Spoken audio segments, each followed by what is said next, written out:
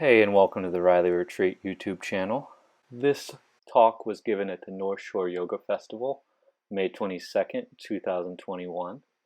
If you find any of this helpful or you learn anything, please consider donating to our Patreon so we can continue to put more permaculture knowledge into your hands.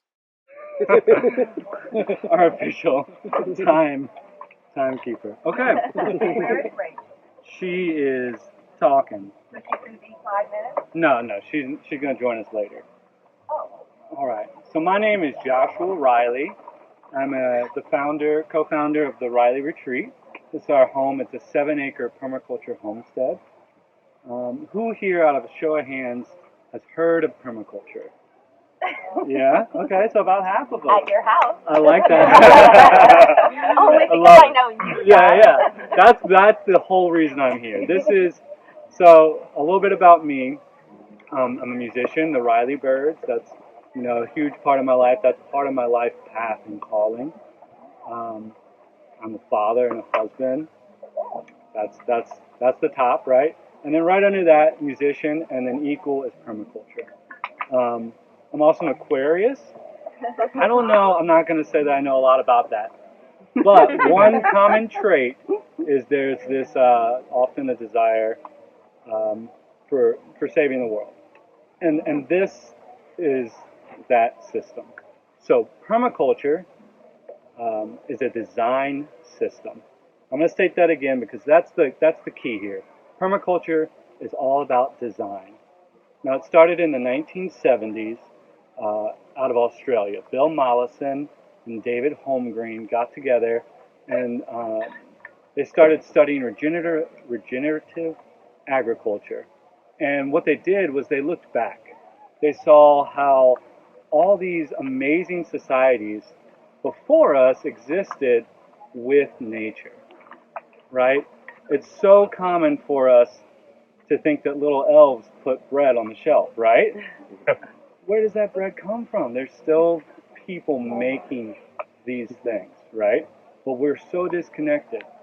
I was vegetarian maybe 5 years, and then my wife and I started doing some Chinese medicine and recognized we could benefit from eating meat again as medicine. And that was such an important experience for me because as a vegetarian, I learned, oh my God, I just totally blanked on that. I'm sorry. There was a train of thought there. I'm paused. Oh well, I'm going to leave it behind. No, you say it'll come to me. It'll come to me. Come to me. All right. Moving on. Thank you, Darcy. Okay, so founded in the 1970s, and we have lost how. Okay, I remember. It came to me. Thank you. I'll be here all night. All right. Because your unconscious mind goes through the files and then gives you the information. Yeah. You say, I don't know, or I can't remember her name. I chose to be a vegetarian for health and for ethical. I cared about animals being treated right. That said, last year I butchered a turkey for Mother's Day. And I felt that experience was critical for my learning about where my food comes from, right? Not that I received any, y'all come scoot up here. Okay, well, what eating? That's fine. Okay.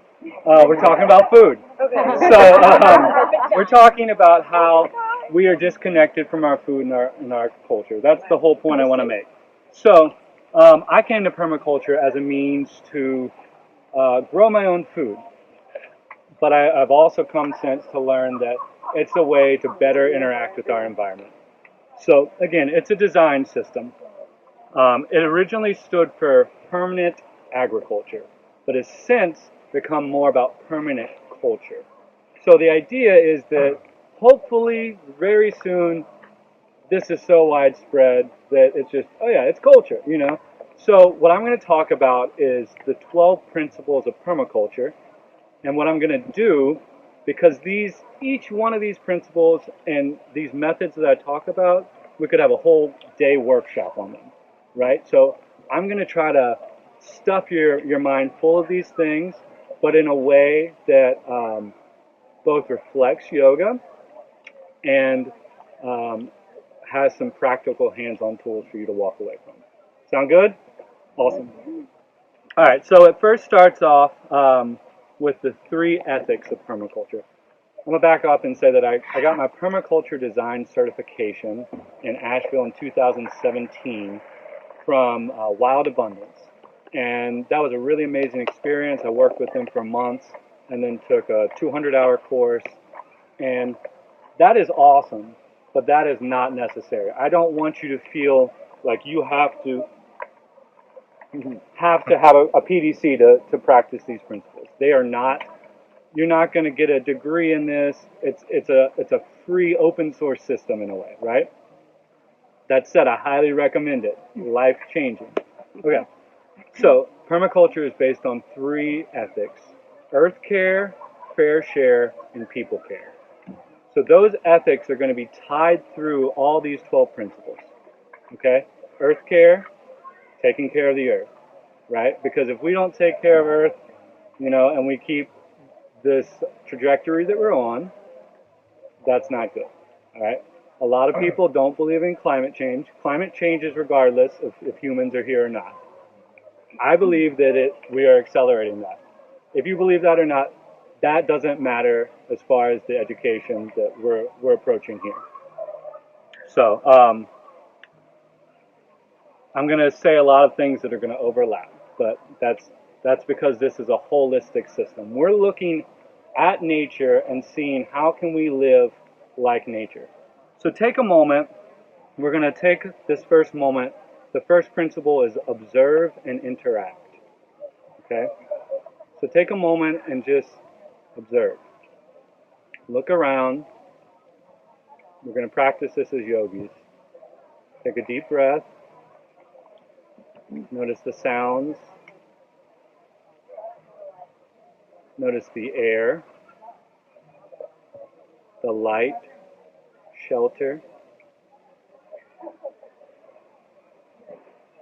Notice the temperature of the ground or of your clothes. By taking time to engage with nature, we're going to learn how to design better environments for our life and for the world. So this is all about starting small. And that'll be one of the principles we'll come up against. So I'm going to give you an example and meditations for each principle.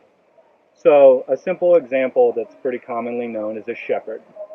A shepherd's going to watch his flock. He's going to protect them. He's going to learn what they need. If a baby's got a broken leg, he's going to learn what it needs to heal. And then he's also in turn going to benefit. So he's going to observe and interact. So one of the best things that we can do as permaculture folks is to draw a map of our environment. So I really encourage you, if you haven't already, go home, take a weekend, and make a really simple, the most, just, I'm talking basic shapes. This is my yard. If it's a rectangle, a triangle. And then what I want you to do is draw in the shade at 7 a.m. Go back and draw in the shade at 8. You get what I'm going, right? We need to know how this shade, how this element of light interacts with our land. How does this serve us? How can we make this a tool, right? All right. Who can tell me where east is right now? I think I can, but I'm geographically that way. Where's the sun at? Everyone just just point. I think it's that way. I think it's that way. All right. Pretty amazing, right? This would be common knowledge before the days of phones, right? That's not to me. I don't know where east is right now. I'm not trying to say that I'm better by any means. But I do know where east is in my home. And that is critical, because that's where I have the most control. I'm not in control. I don't know where east is. I don't know, right? That's facts. I'm not a human compass, right? But why is this critical? How can we take this into serious practical use? And I'm going to tell you, actually. All right, look at this shelter. Where is the shade? What time of day is it? So right now it's 2 o'clock. When is the sun directly above us? 12 noon, right? Noon. Noon. There's more to that. Noon at Central Time, not Central Daylight Time. Noon in summer. Yeah. Yeah. Oh, yeah. Ah, so when let's see this right here. I'm gonna hold this up. If I can even stand up, Jesus. All right. So this is a solar pattern. This is the path of the sun in summer, so it's higher. This is the path of the sun in winter. At our latitude, 32 degrees is the angle of the sun in winter. So in my home, we have these big windows, and in wintertime, you try to eat lunch and you're just blinded, right? But in summer, the design of the home, the eave over the window blocks that so that we're protected from heat. So here's the ideal. I said I'd tell you which direction we're facing. And then we can pull out a phone and verify. Okay, I'm going to do a little on-the-spot permi-math. All right, so we have a shadow right here facing this way. Our shelter is, the shadow is in line with our shelter as opposed to this way, right? So I'm going to say since we're at 2 o'clock, the sun is coming from this way, so it's settling in the west. I think this is west. Can someone confirm or deny?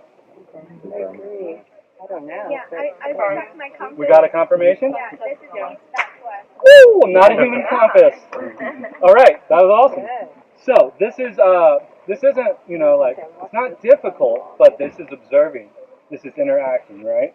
If you want to be in the sun, if you want to be in the shade, that depends on your compass location.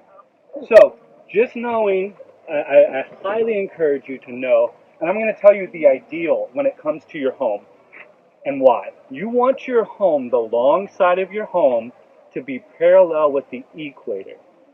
Okay? And here's the idea.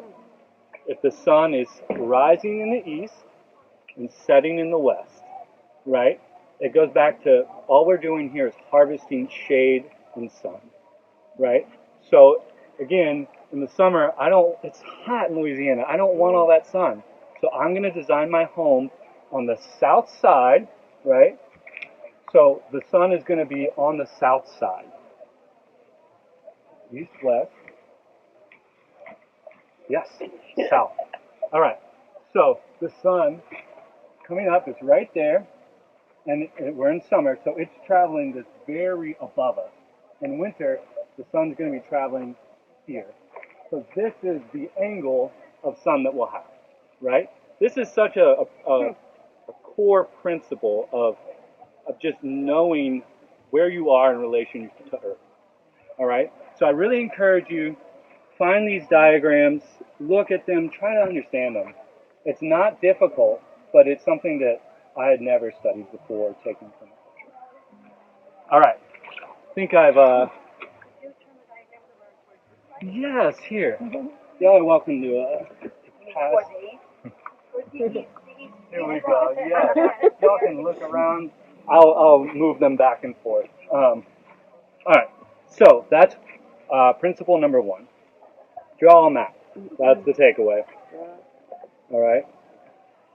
Principle number 2. Oh. The wind's blowing to the west.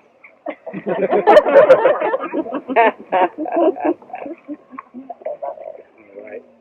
Principle number 2 is catch and store energy. All right. So if we think again in yogic terms, prana is life force. You probably touched on this, Megan, in your talk, right? So everything is energy. Death is something that is not a real thing, right? I'm going to keep coming back to the forest because when a tree falls, it's turning back into life. It's turning back into soil. It's amazing. It's beautiful. Soil is awesome. All right. So this is really cool. Has anyone here ever grown mushrooms? Yeah? Not on purpose. I wasn't specifically referring about psychedelic mushrooms. I was wondering about that. I'm talking about just standard gourmet edible mushrooms. Whenever you take a mushroom, if you flip it gill side up and put it in the sun, it's going to store and create more vitamin D. What? Really? That's freaking cool. Right? So that's just one example. A rain barrel. We can catch and store rainwater. All right, so let's think about this through this a little bit. If we had a rain barrel on this property, where would be the ideal place to use it and why? Near the house. Okay, that's a pretty good place. It Why? run off the roof and it could go right into. So you're going to catch, you have this massive surface. Yeah. So this house looks to have like an asphalt roof. That's not water I'm going to want to drink. Yeah, probably not. Right? But that's not my point. But that is a factor to consider, right? So if we catch the water, say it was a tin roof and it was perfectly sparkling clean, I would want to put that rain barrel at the highest point of the land because I want to use gravity, free resources, to distribute that. Okay? So we're catching and storing energy so that we can use it. A greenhouse, right? There was a greenhouse right there.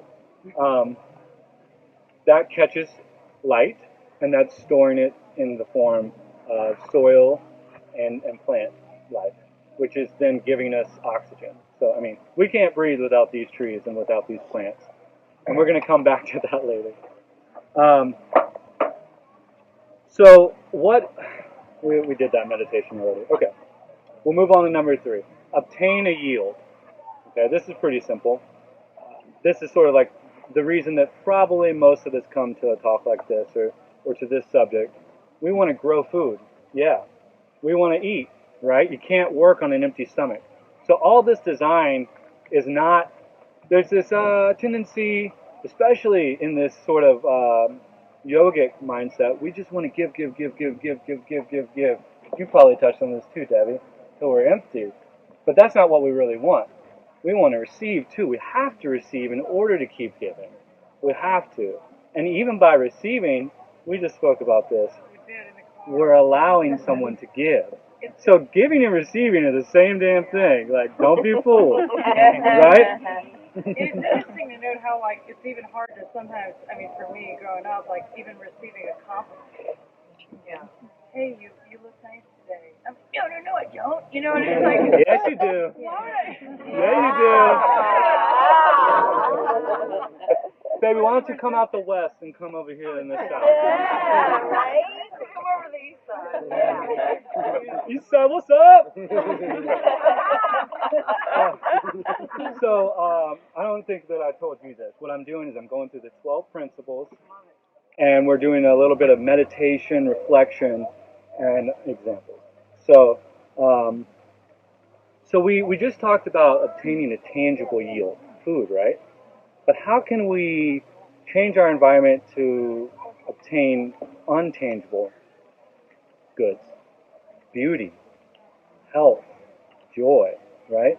So Johnny and Caroline have prepared this land, right, so that we could all be here and enjoy it, right? That's a really beautiful thing. It's not easy all the time, but we want to start thinking as, again, a design of a lifestyle, of a life system. All right. Principle number 4, apply self-regulation and feedback. I'll just pause and say if there's any questions, feel free to ask them. I'm going to try to go through this quickly because there is a lot. Okay, yeah. Apply self-regulation and feedback. So this is, what does this mean, right? So again, if we're yogis, applying self-regulation, we're not going to go chase every single desire we have. We have to learn how to accept feedback from the ones we love. If I'm a rude little boy to Rachel, I need to know that, and I need to change my actions, right? I need to be able to apply that. The sins of our fathers are visited unto the children until the 7th generation. This is a Bible quote that I just butchered tremendously. But what it means is that negative feedback loops are often slow to emerge. And we're gonna venture down philosophy lane for a second. The combustion engine, right? That solved an incredible problem. If we threw this festival without vehicles, no one's gonna be here except the next door neighbor, right? We have people from New Orleans, Mississippi, They're not coming. But because of the combustion engine, they're here. That's a beautiful problem solved. However, we also know that there's a lot of pollution created. So until we solve this problem, we're not these other problems that this problem solved aren't visible. So it's slow to emerge, right? So this is why we have to stay on our toes. We have to continue to observe and interact, see what's not working. Did that rain barrel that I put on this roof, is it flooding? If I'm up north and I have a basement, that's a problem. This happens, right? There are really good-hearted intentions and principles that I can teach you about, but they're not suitable for everyone and every place. So we're going to come back to this idea again of place. This is really important. Do I need to repeat anything? Am I?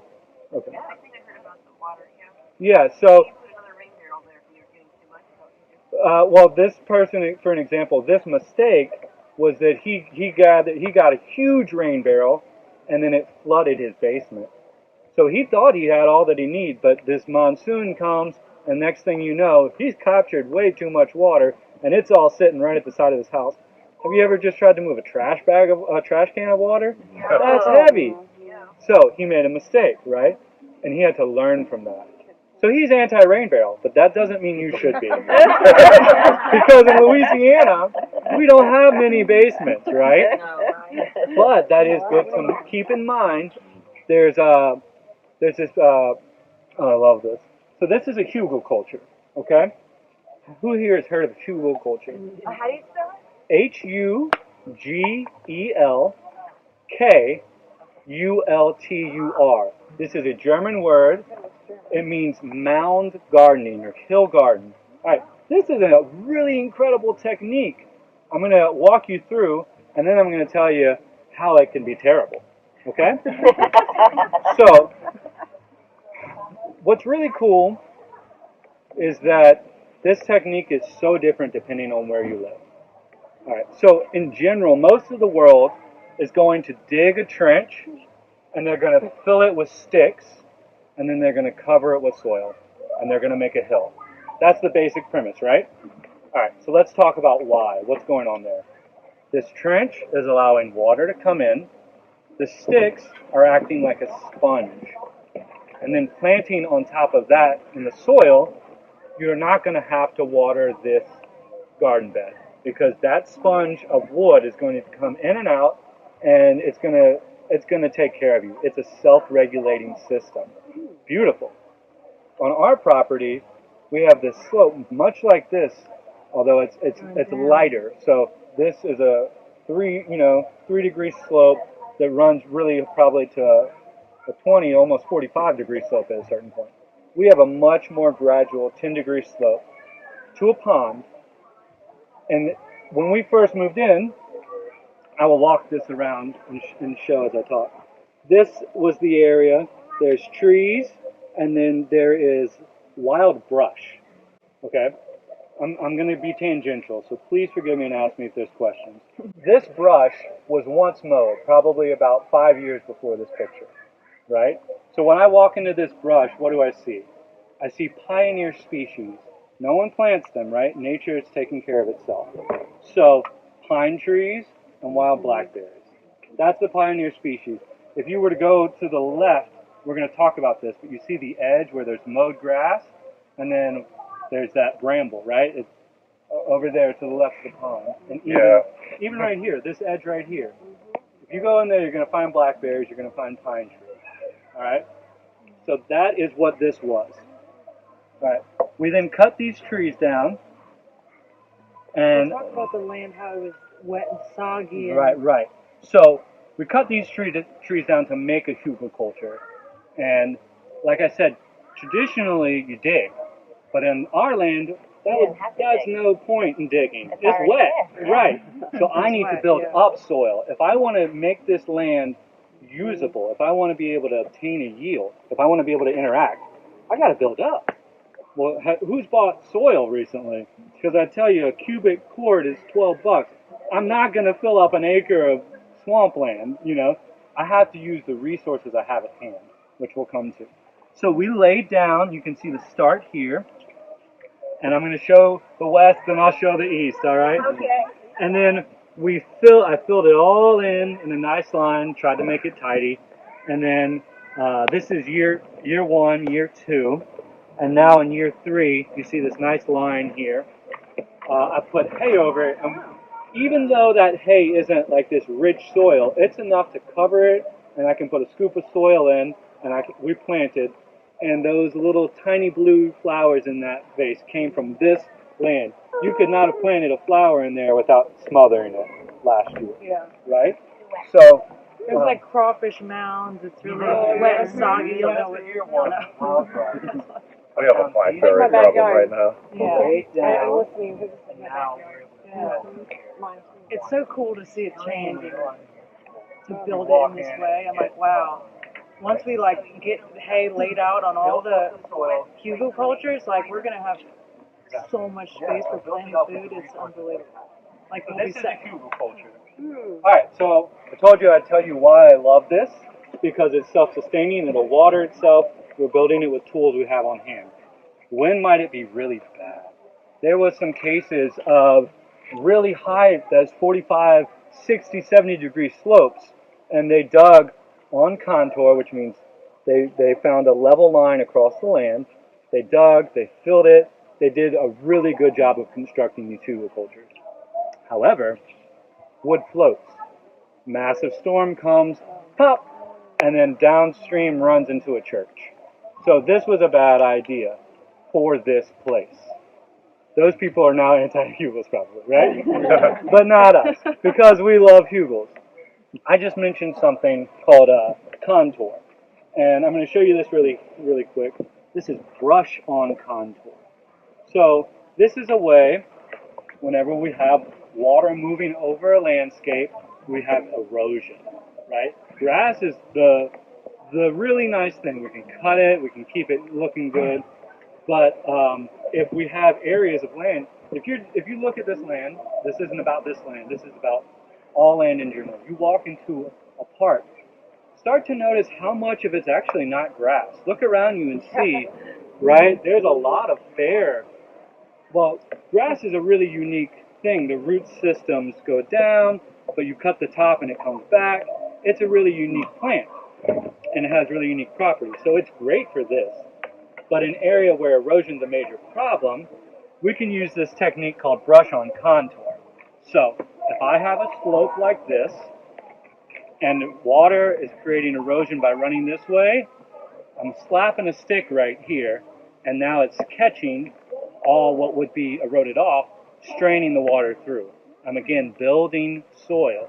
And that's what this all comes back to. Our soil is our health. The top 6 inches of the earth is where we grow our food. It doesn't go deeper than that, right? If we don't take care of that, we want to be healthy yogis, we got to eat good food. That's where it starts. Organic food, not chemically fertilized food. These are crucial. And the reason is because chemicals harm soil life. They kill microorganisms. They kill mycelium, which is mushroom and fungus. And it's a really bad, unsustainable system. We'll talk on that some more. Okay. Did everyone get to see that brush on contour example? And maybe So here's the brush, and then you can see this new growth, this new erosion has been caught. And so it was a slope, but now it's being leveled out. I'm going to just set this over here for a moment. I want to also talk about the things that we are cutting and taking down to contribute to the contour. Like you're taking off vines that are suffocating other trees. Yeah, so brush is anything that we're not really being able to interact with in the way we desire, And right? we have some beautiful trees in our forests, like some tulip poplars and other, I don't know what else, other pine, beautiful pines. What else do we have? Some ideas? Yeah, we have a large diversity. And those are wanting more space, and they're getting, smothered Right. by some things, and so So- we're giving that space and freedom to breathe. So we talked about pioneer species. These are the species like pine and blackberry that are just really aggressive. They're coming in and they're coming in, right? And they're going to take over. But yeah, we want to establish diversity. If you ever go into a pine forest alone, it's actually an ecological desert. You walk in there, okay, so what happens is this land will get clear cut. The pine will be turned into paper mill, toilet paper, it's going to be mushed. Then what happens is that pine trees come back and all those pine needles fall, and for probably 5 years, nothing else grows. So it's pretty eerie. It's pretty cool, but it's not what we want. We want diversity, right? Not diversity for the sake of, like, oh, we just have 20 different trees in here. We want diversity because it makes things stronger. This tree helps this pollinate this tree, and this variety is useful to fight off, this. So there's a number, I could literally go on all day of this sort of thing. I think I've belabored this point. I'm going to try to move on because, again, there's a lot to cover. But so in other words, like what Rachel said, you can just pull trash plants off, like Yeah. Yeah, and have that be your brush. Exactly. Okay. Exactly. So one of the principles we're going to come up against is produce no waste. And so the idea is, even if it's not trash, say this limb is coming onto my house, and I don't want that, right? I got to protect my roof, my shelter. I cut that. I can use that. I can use that to build soil. I'm going to get to a really funny example later, but I'm going to come back to that.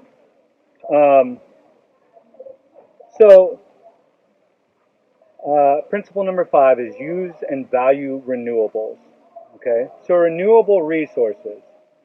I think it's pretty easy to first think, like, what's not renewable? We don't really, like, if we've ever studied plastics, right? We have every single plastic toothbrush you use is still in existence. What? Every toothbrush is in a landfill somewhere, not going away. It's converting into methane gas. And if the architects of that landfill were smart, they've captured that. But a lot of those captures have failed. So we have to start thinking about how to use renewable resources. These are often people and animals, but they're also the sun. They're also these sorts of things. The tree, you prune it, that's actually healthy. It's getting its hair cut, right? So we're renewing. There's coppicing and pollarding. It's 2 techniques for chopping trees so that we can obtain a yield and it will grow back. And you can make some certain varieties of trees live 300 years longer by basically giving them a healthy haircut once a year, right? You can feed that to your cattle, and then the brush you can use exactly as Rachel described. Oh, yeah. What term of a project is the permaculture setup? So I think if I'm understanding... And say I'm going to do it in like you'd be working a whole year and not get the benefits, I'm guessing? What term of a project is a yoga practice? Right. But I'm going to get benefits from the yoga practice in the first year. You're going to get benefits. Absolutely, yeah. So this is a lifestyle design. I was worried. Oh, time's going to pass, right? Yeah. So I'm not, like I said, this first year I put this hugelkultur down, I didn't get a benefit, but we as human beings evolved to learn, oh, I don't have to eat all of the cattle I just slaughtered. If I save some and share some, there's a huge benefit. If you have a savings account, you can understand why we are choosing to make long-term decisions, right? Even if you don't move, even if you don't live in the same place in a year, right? Here's this quote: the best time to plant a tree was 20 years ago. Second best is now, right? If I plant a tree, we planted 3 pear trees. Those are pears for our heirs. We're probably not going to get a pear tree a pear off that for 10, 20 years. But that's not the point, right? The point is that I need to care for this earth because it's here for everyone, and we need to take care of each other, right? But That there are said, trees that we do benefit So maybe from. when I go shopping for a house, I should look for one that has something. it depends on you, right? So whenever we don't design the same thing for every person, right? Right. We have to design for our needs. Now, if you feel like you want to live in this sort of ecosystem immediately, then that might be a good thing. But I'll tell you, we propagated a fig tree and in year 1 we had figs, Produce. Right. Yeah. right? Not a ton, but still produce. Planted a lemon tree. Year 1 we had lemons, We had right? lemons, yeah. So yeah. it depends, you know. Blackberries, same thing. No, not on the lemon tree. From the fig, I propagated. So what I did, you see that fig tree right there? I cut off a small little branch, cut the leaf in half, stuck it in water, put it on a north-sided windowsill. And I just changed the water out once a week. It grew roots, and now it's feeding us. From the leaf? From the twig. Oh, the twig. And I cut the leaf in half because it, yes, instead of producing all the energy to support the leaf, I've cut the energy it needs to support that in half, but it can still capture solar energy as a leaf to feed, right? So when I say this, I hope that I wasn't too tongue-in-cheek, but the importance of these things can be manifested starting now.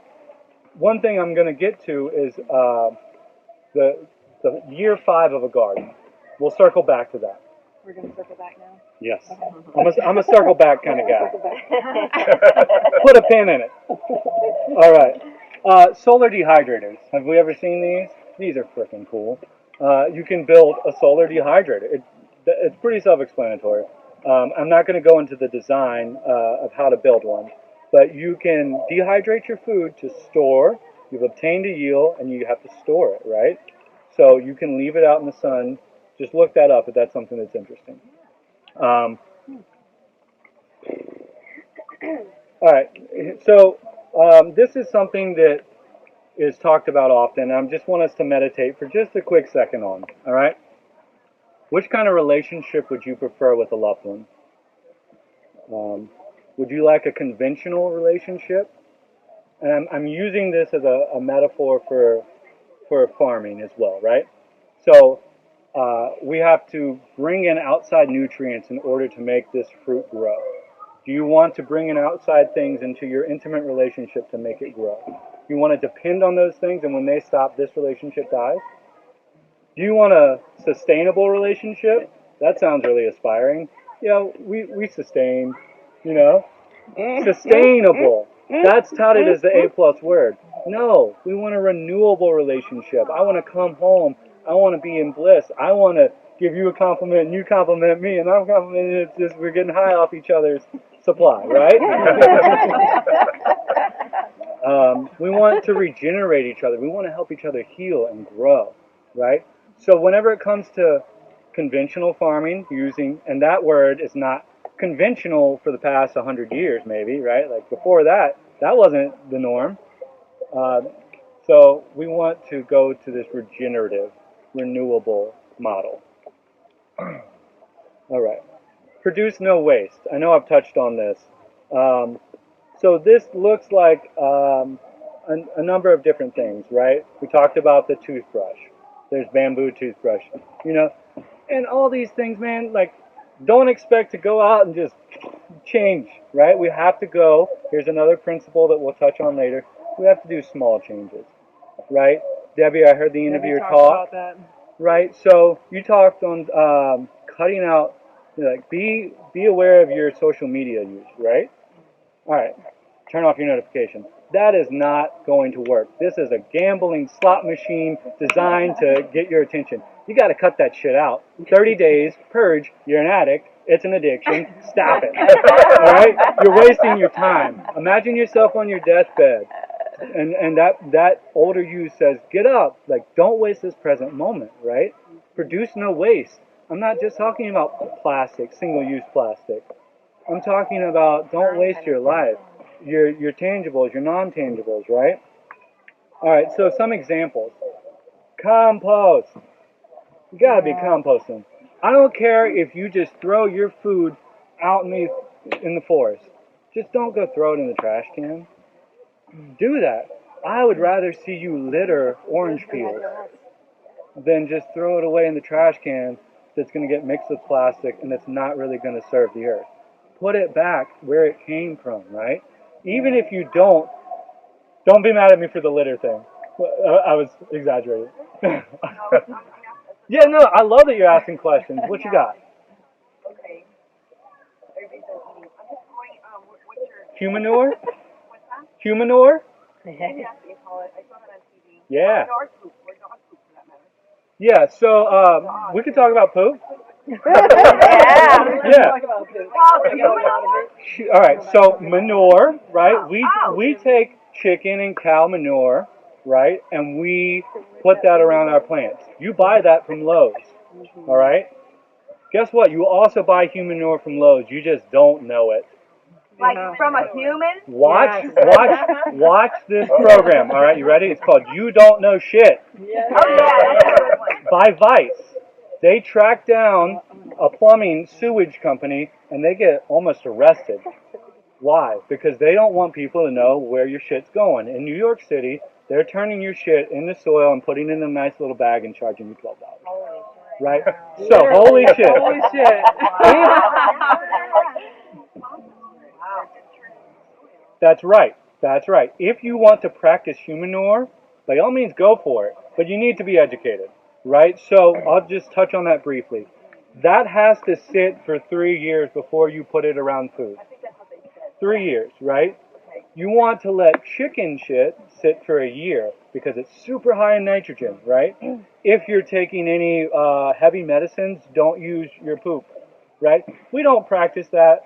I think that's cool. Human manure is awesome. I'd be open to doing a composting toilet in the future. Small stuff, yeah, absolutely. Did you talk about the horse manure that we use over on in the house? No, why don't you talk about that? No, you talk about that. What about the dog poop? Dog poop is one of those things. I can't speak to the reason, but I've seen that it's not really ideal for putting in food beds.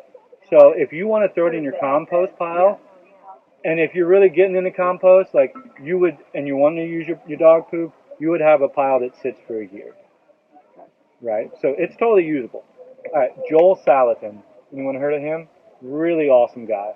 Now he's not a permaculture guy, but he's doing regenerative farming.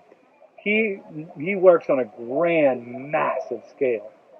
He takes whole cows, dead cow carcasses, puts them in his compost pile, takes them out, I think in 3 months, and it's soil. There is no bone. Because that's getting so hot, it's converting that biomass into soil. It's beautiful. It's like magic. It's really like magic. Take your food waste, eggshells, orange peels. It doesn't matter. Now they're gonna tell you like, don't use lemons.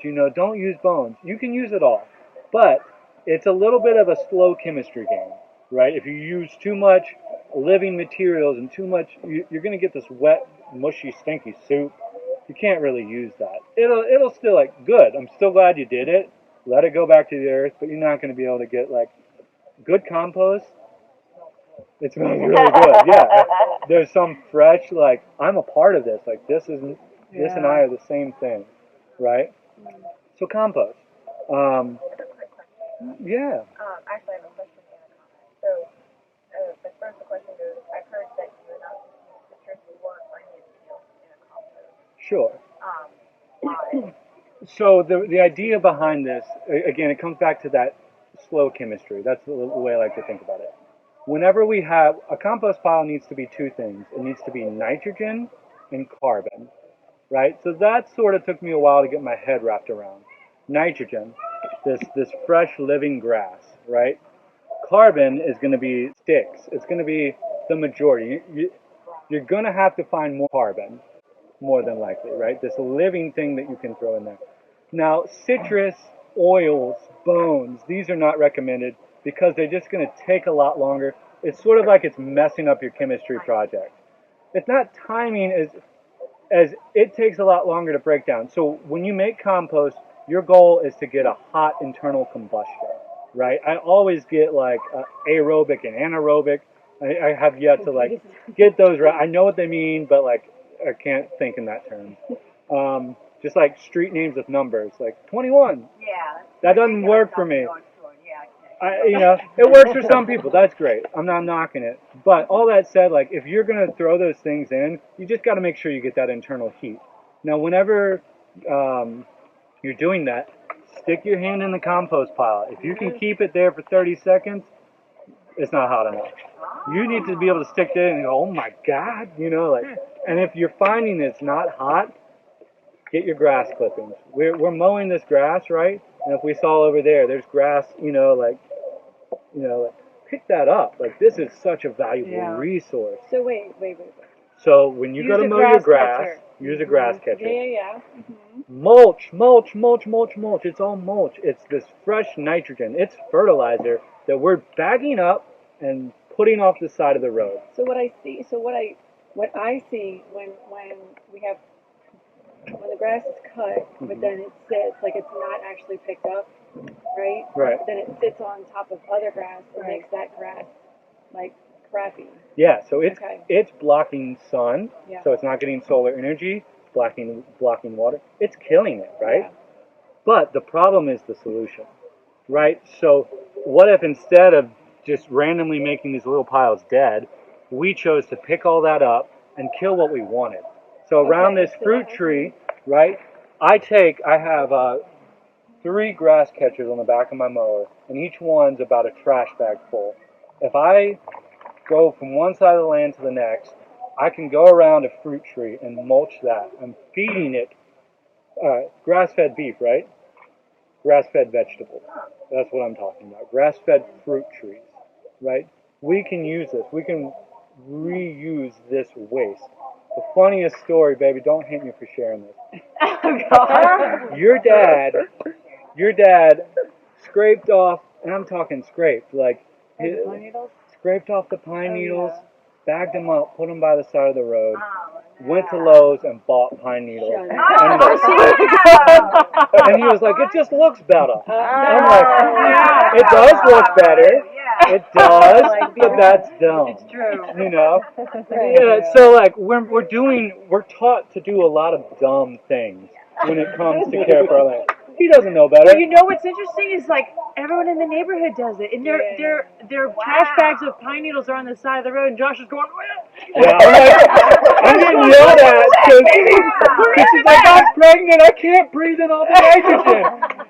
I'm really, the smell is intense. It is but he's strong. like, I got it, I need it. Yeah, I'm like, it's gonna feed us. It's gonna feed us. Yeah, so there's a lot of ways we can get better about producing no waste. You know, like those little bags that you got by coming to the fest. Bring those to the grocery store. They're a lot better. Yes, thanks to Brenda right here. Yes. You're Thank you welcome. so much. Thank you for helping us to have a more regenerative shopping experience. Yeah. A less wasteful. I mean that sincerely. All right. So like yes. Before we go too far off the human waste, Okay. Yeah. I heard that you can also collect your own urine and use that as a high nitrogen. Go pee on all your plants. Really? Not Don't often though. don't pee on the same plant every time. That's right. That's right. Share the wealth, right? Yeah. And do you want to pee on plants that you eat? You don't want to pee on your rosemary and your herbs that you're just going to go out there and do that, right? Pee at the roots. You're giving it a lot of minerals. If you take a multivitamin and you pee, that's yellow. You're peeing a lot of nutrients and vitamins. Go, yeah. So yes. So there's I think what you're referring to is called gray water systems. And so basically some people will take when they flush the toilet and they'll reuse those systems. Did I answer your question or not quite? It was mostly a comment for everyone else. Yeah. I heard it in another word. Yeah. Thank you. That's a great comment. Yeah, Josh pees outside all the time. Yeah. I go to the bathroom. It's a problem. Why are you going outside? You know what? It is No, I much just go to better the than bathroom. using some gas station. Your Aunt Seal and I. And also, it's just easier. It is. Yeah. Yeah. it is. You're restoring. Right. You're not wasting water. Right. Great point. All right, principle number 7, design from patterns to details. All right, you can't see the forest through the trees, right? What's that mean? It means if you lose sight of the big picture and you're focusing so much on this, you're going to forget what the real system is doing. You're going to lose track of the design. So some examples of patterns to details. No one waters the forest, right? But the forest is growing. So we're actually taking that same principle.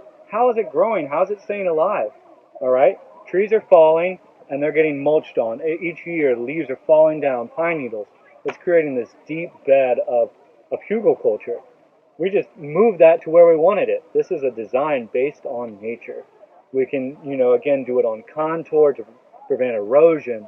We can do what's called stacking functions.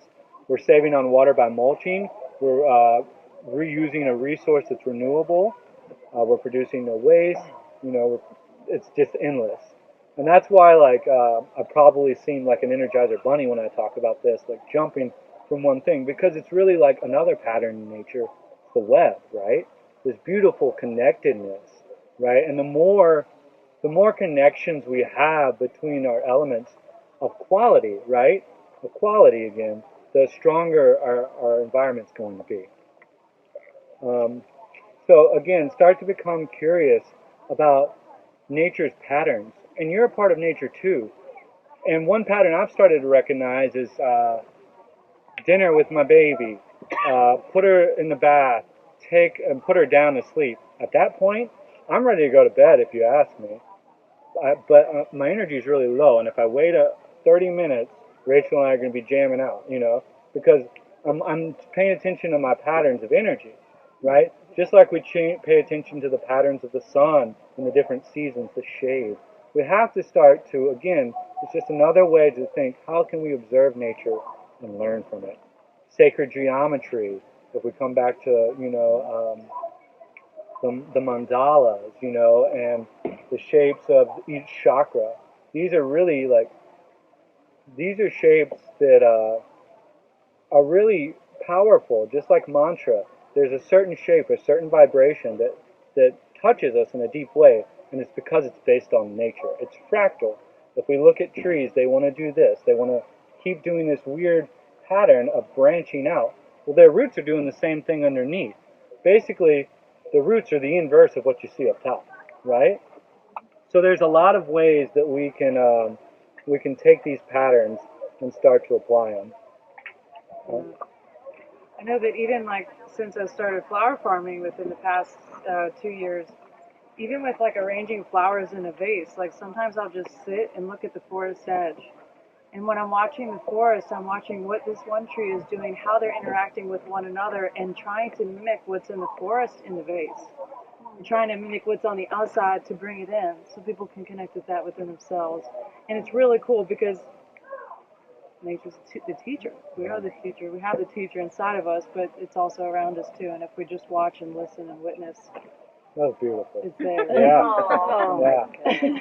It's really cool. I love it because you do such a good job of capturing it. And on the forest edge, we're going to come back to the edge. Circle, pin. All right. Integrate, don't segregate. I know that I'm already at the hour mark, and we're only on principle 8. If at any point you want to leave, I apologize for going over. I'm filming this and I'll put it up on YouTube. So you won't hurt my feelings if y'all want to head out. I'm gonna keep talking. I put through half of your video. That's good.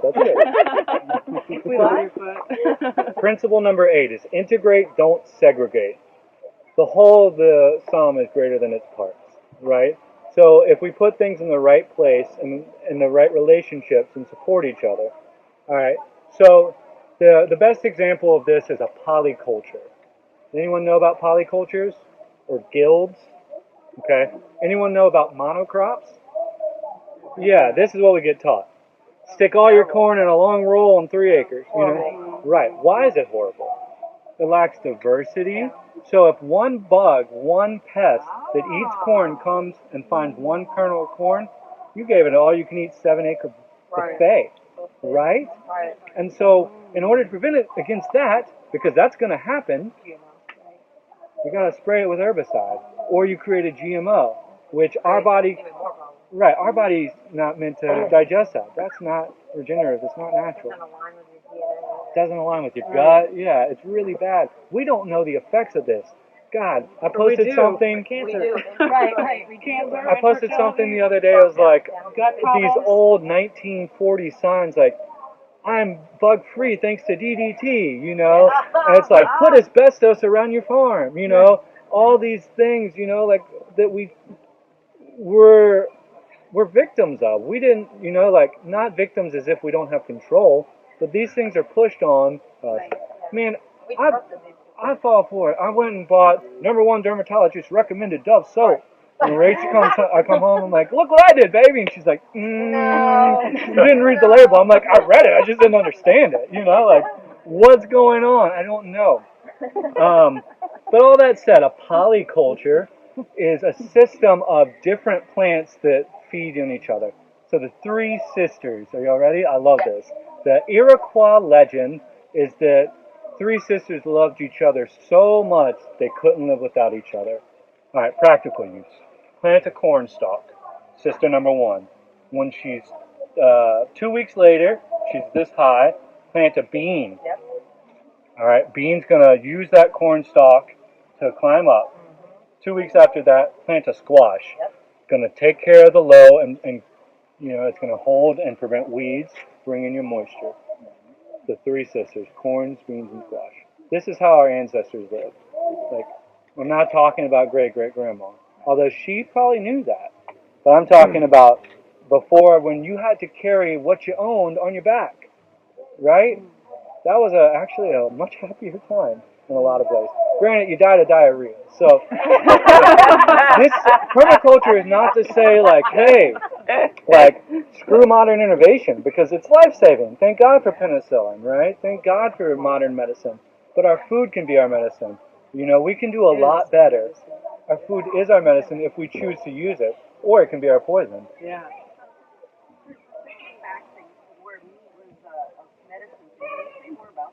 So Rachel had some really difficult cycles, you know, and we had weakness, and I got really weak.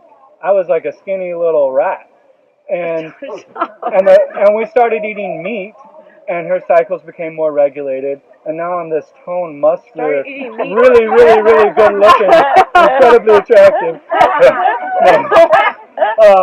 So it was recommended by some acupuncturist friends, and we started implementing it in There's only certain kinds of the red meat, the blood. the red, blood from the red meat around the time of the cycle before and then after to replenish.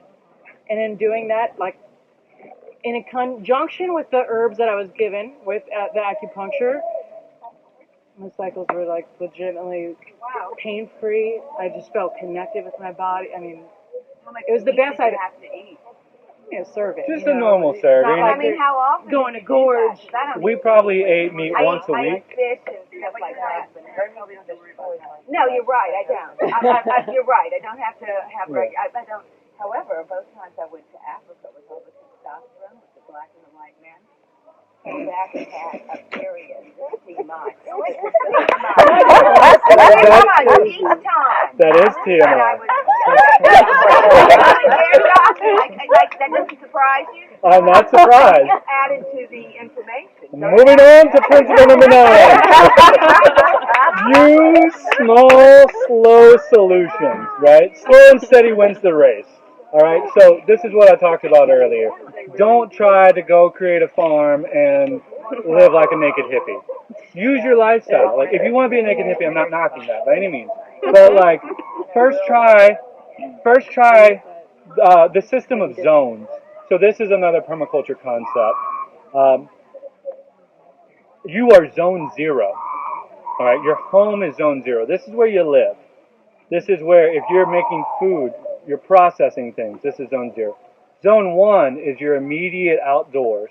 So herbs, like your rosemary, anything you want to cook, any kitchen herbs, they say you shouldn't get your slippers wet going to get your herbs. That means they need to be this close in order for you to obtain them. Zone 2 is going to be the garden that you might have to weed once a week, but if you're using mulch, you don't. Or that you might go and get your squash from every other day, right? Zone 3 is going to be those seasonal things where your tree's going to produce 3 months out of the year, and the rest of the year you don't have to do anything, you know, as far as harvesting goes. And then you want to go into a wild zone. You want to have the nature where you can look at it, right? You want to study. You want to keep a wild area so that you can learn, right? You just want to go out and go outside to your house and just sit. Just watch. Watch who comes into your yard, you know? Try and do that as much as you can. Just sit and make notes. Don't just observe, interact, like start to see like what changes you can make to bring in more diversity, right? Bird feeders. Bird feeders are awesome, not just for old people's enjoyment, right? But a bird comes and I'm an old soul. That wasn't enough. We have multiple. When you throw out bird seeds, birds are going to come and eat and poop, right? Nitrogen bombs, right? You're fertilizing your yard. Those seeds are going to fall, and you might get some sunflowers, So these are all techniques. View all this as an experiment, right? Like the slow and small solutions. Don't go and go like, I want to grow, lavender and buy 500 lavender and put it in, everywhere that's even smart, right? Well, hold on, just grow like 10 lavenders if you think you want to be a lavender farmer and see how that works, and then next year you can add on to that, right?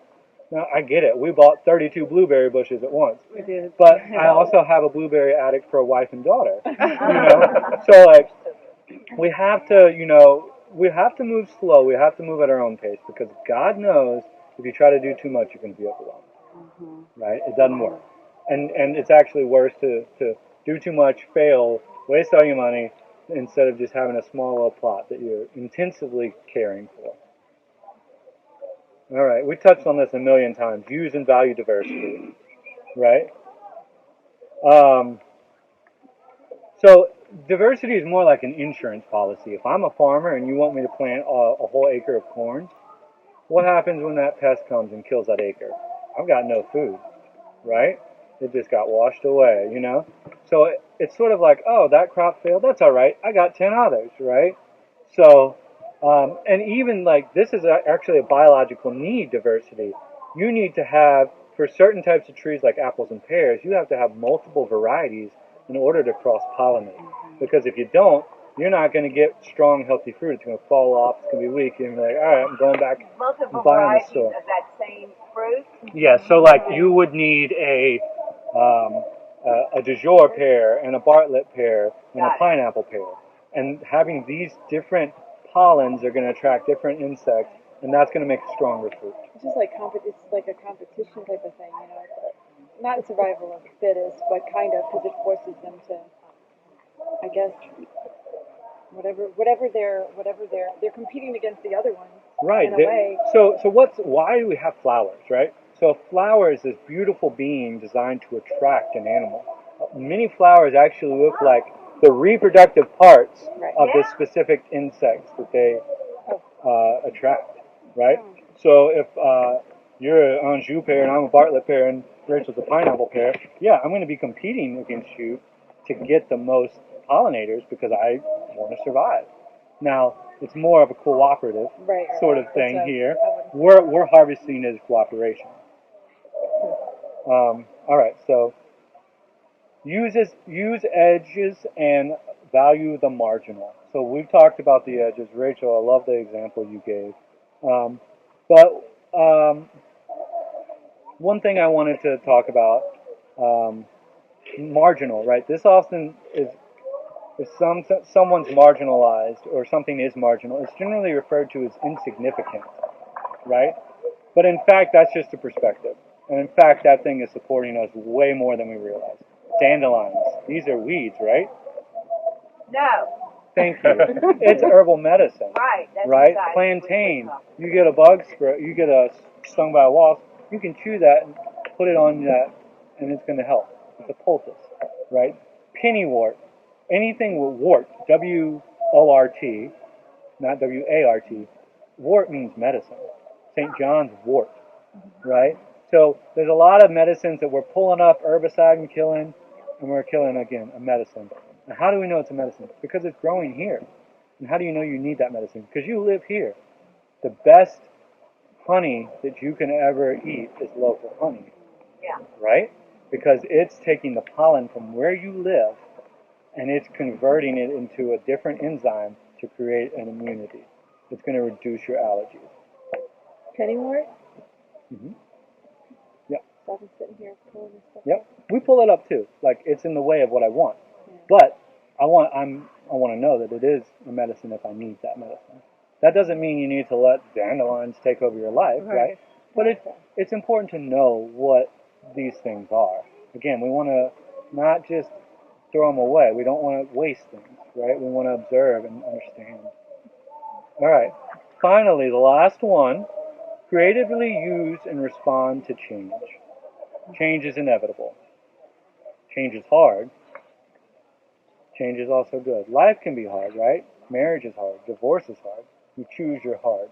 You have to respond, and you have to choose which irritations you let in your life, what you're going to turn into a pearl and what you're going to get rid of. It's important to remember that permaculture isn't just about the now, but it's also about the future.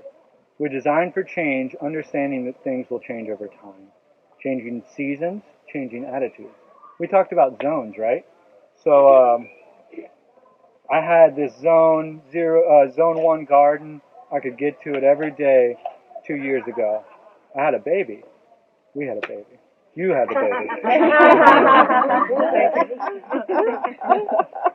That zone changed for me. I couldn't get there every day, right? So life changes. We have these changes that we have to take into account, and we have to respond to them. So one of the best ways to do this is to do walkabouts. Walk your land every morning. Make this your meditation. Observe what's different, you know. Observe, oh, there's a flower on that tree now. It's not there the next day. What happened? Is it wind? How can I prevent wind? You know, what solution can I use to stack a function, right? So all these things come full circle. I told you we'd circle back to the 5-year garden pop. So this is referring to how a garden will change, and at the 5-year mark, it pops, right? You can go out and spit, and you're going to grow at something, right? So just because you put a seed in, right, doesn't mean that we have to be impatient, doesn't mean that we expect perfection the first time. It's all an experiment. We have to go slow. We have to go at nature's pace. We have to care for her. We have to have a relationship. We have to honor and go with those flows. But we also know that we're making investments, right? In 5 years' time, that garden is going to frickin' explode. And all you're going to do is just harvest and care and harvest and care. It becomes that complementary exchange we talked about. So, final question to you is, what changes will you make going forward now that you have this information? I'm going to be here. Welcome to continue to have discussions or questions. Josh, what is this this Yeah, I can walk through these things. No, I just wanted to know this one right here. I'm going to tell you everything, more than you want to know. So this one down here. Yeah. So this, if everyone can see, this is one of Rachel's elderberry lemonade tea. Elderflower. Elderflower. Thank you. This is why you need it. Elderflower lemonade tea. Why don't you tell them a little bit? Is there like a snake skin on top of it? What have you done? This is that's a honeycomb. It's beeswax You got it. paper. No waste, right? So beeswax paper is a reusable. You want a lid for your smoothie. You can't find it because who knows what happened to that lid. You just throw that on there, rubber band. It's reusable and it washes. It's really awesome. Beeswax paper. I've never seen that. So elderflowers, honey. What else? I think I added lavender too. And lavender it's flowers. soaking in a north-facing windowsill, so it's getting some sun infusion. Why north-facing? South-facing is too hot. So we don't want to burn it, right? You talked about the house and the Yeah, I did. So this is a really wonderful, extremely hydrating. God, I wish I had some right now too. All right, so this is year 1 garden right here. This is where we started. We bought the house. They had a little fire there, and I love this. I'm like, I know it. This is where the garden goes. Rachel and my mom are both like, what? No, let's make fires there. Like, let's keep it as it is. How can you ever change? I did not let down. So here we created beds. You can see in this row there's cardboard, so producing no waste. Take those Amazon packages, lay them down. You mentioned lasagna beds. So lasagna, you get your sauce, your cheese, your noodle, your sauce, right? Lasagna method would take a lasagna method of preparing garden beds. Take cardboard or newspaper. Cardboard can be bad. Let me first explain the rest of the process, and I'll say why. Cardboard, horse manure, which is what we use, coffee grinds In the from flower Starbucks. Yeah, so this is cardboard, and then horse manure and coffee grinds. This is just a 3-layer lasagna garden bed. This isn't like the ideal, but it worked. It worked really fantastic. Well, you know what? Those are the flowers from last year. When I was starting out the seeds, I was thinking this would be a freaking miracle if anything grows in this. Yeah. Because I'm like, it doesn't look like the bags you buy at Lowe's, you know, Right. or the soil at Lowe's. Cool. It was insane. The flowers were freaking unbelievable. They lasted months and Wait, so the months. flowers are growing in that medium? It's not. I thought you just had dirt in that medium, and that was. And the we didn't even have No any dirt. irrigation. No Ah. irrigation. Right, so there's a little like stigma. Yeah. Dirt is a curse word. Soil. Right, soil is living. No, that would be real impressive to people who would know that sort Yeah. of thing. So here's our garden bed. We filled it up. We imported soil. We bought it because we were just ready to go. Right? That's fine. Like, don't take any of these things and make mistakes. Right? Learn from them. Don't think that you have to do something a certain way. I just want to empower you. I want to help you enlighten your connection to Earth. Here is wood chips in the roads. This is for suppressing weeds. Very helpful retaining moisture. You could grow certain types of mushrooms directly in there. So we have The our. psychedelic ones that you mentioned. Those are going to traditionally grow in cow shit, right? Oh no, I didn't know that. Okay. I really didn't know. This is Actually, I did now. Now that you say it. Yeah, I know you know. Yeah, come on, Darcy. No, I did know that. Yeah, from way back. Yeah. The picking days. So this is a Three Sisters garden. We have our corn. There's beans you can't really see, and then there's squash around there. I love that. This is deep mulch. We got a hay, round bale hay, just like that. We just threw it out, right? And so we've expanded the garden beds. We planted potatoes. They didn't do that great. They tasted amazing. But that's year one. That's what you expect. It's not going to be that great. You know, you're making an investment into your soil, into the place you live. It's all about coming back to local. Like, this is beautiful because we're eating local pork, local kombucha, right? That's really awesome. It's going to be the best. GT's kombucha is amazing, but that has some other health benefits, you know, for you. There's love. There's local connections. This is year 3. These are sunflowers that just volunteer. Talk about the potatoes in year 2. We're in the second year of potatoes, so they're just going to. Well, the sweet potatoes though. Oh, so last year was the first year we did sweet potatoes. Okay. So Well, this that's is great. the second year. Yeah, sweet potatoes are awesome. It was like we were digging for gold, and you just like, oh my God! There's another one! And then there's another one, another one. It was insane. So growing sweet potatoes is extremely easy. Get an organic sweet potato, 3 toothpicks, stick it in water on your south-facing windowsill. It'll start to shoot roots up, right? Take those roots off, stick those in water. They're going to make more roots. Put them in the ground. You're going to get probably 50 pounds of sweet potatoes. We had sweet potatoes for the whole year. I mean, Sweet potatoes have volunteered back this year. You know, like, we were digging in. Yeah. That's what you want. They're already like. Anywhere. This is, I mean, anywhere that something's not going to eat them. Right? So I actually. Did you know you can eat the greens of sweet Yes. potatoes? They're very good. They are. we didn't do that though. We should Actually, have. something I was interested in is how to keep the friends from eating it. Like, The critters? yeah. Yeah, there's a number of ways. hard, My boy Chris and Justin here was just saying that they would take all their hair, they'd shave their whole body, hair, and that'll keep deer away. Wow. A fence, obviously, right? You know, there's scare tape. There you can put up scarecrows, metal tins, you know. But What's on the scare tape? scare tape is this like clear, almost like holographic, shiny. It looks like it'd be like the kid's plaything.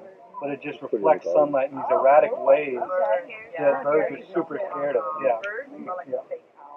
Yeah.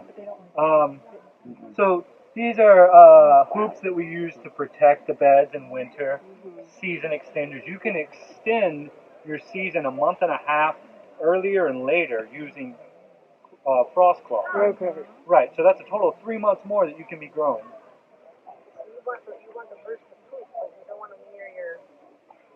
I don't want them to eat my blueberries because I'm going to have an upset wife. And baby. That's right, yeah. And baby. Blueberry. That's how much she's like. So this, what's your name? Lisa. Thank you so much for coming. This is year 1, and this is year 1 too. Wow. So blackberries grow fast. So I have them trellised on a metal wire here on some stakes. And I'm talking fast. And this year they're rampant. We're gonna have blackberries within the next like month or so, galore. So I'm gonna put And they're this the over big here. juicy ones, not the wild ones. And if you want to talk about blackberries, The big ones. get thornless variety. Thornless. Freedom You have to blackberries. get a thornless variety of blackberry from some emporium like a Lowe's or something. I know we don't want Lowe's. We have Urban Earth in Uptown. Yeah, but that's another thing. Like a fig, it's super easy We'll to give you a propagate. clipping, Darcy. It's super easy to I'll propagate. take it. You take the top of a blackberry, put it in the soil and cover it, and you come back in a month and you're gonna be able to cut that in half and there's a new plant. I'm so You can excited dig that for up. those. Yeah. That's actually the problem. It wants to do that. It gets so top heavy. You have to go, no. Come up on this so that you'll make fruit instead of roots. So part of this, diversity, social gathering, creating sacred spaces. This is a sacred space. This is my dream, y'all. I'm so like, I'm high right now. I'm so grateful for y'all. I do want to add one thing you forgot. When you were telling about a little bit of your bio, Okay. he is also a music therapist. Yeah. That was kind of nice for us therapists. Who's worked with hospice? I worked with hospice. I wanted to face death head on and see what that was like, and that was a really beautiful experience. And then I got to fill. I got what I needed from that. I moved on to doing web development so I could be home full time with my family. He taught himself how to code, y'all. Wow. And he walked me through just being able to register last night. I might add. He was naked. Thank you, Lisa. Yeah, I think that we've covered everything. Thank you.